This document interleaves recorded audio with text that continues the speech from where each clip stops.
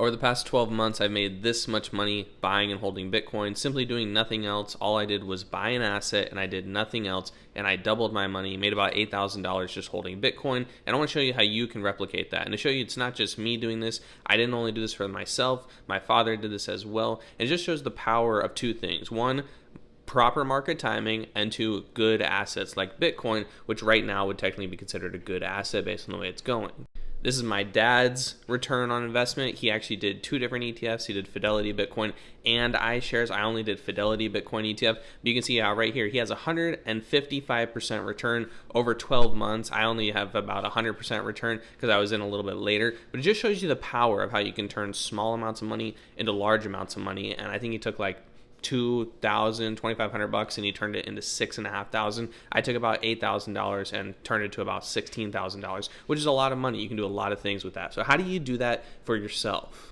Well, back when I was doing that, I didn't even really know about stage analysis or technical analysis. I've gotten much better with that over the past year, which I'm grateful for. But I was buying right at this point. And you can see at this point in March, April 2024, when I was buying the Bitcoin ETF, Bitcoin was coming out of this bottom and got above its 30-week moving average. That's right when I was buying, right in this area. The Bitcoin ETF launched right about right here, and it was kind of like a sell the news event. And then Bitcoin came into this beautiful cup and handle, this being the cup, this being the handle. And on the breakout, you could have invested and made, 45% right there over 4 weeks. The message of this video is that look at what's happening today compared to look at what's happening back here. And the big thing that could be happening is Bitcoin could be breaking out of this $109,000, $110,000 level. I know this weekend it's been retracing based on basically, I think, the President Trump American tariffs on EU news. I think that's why it's retracing.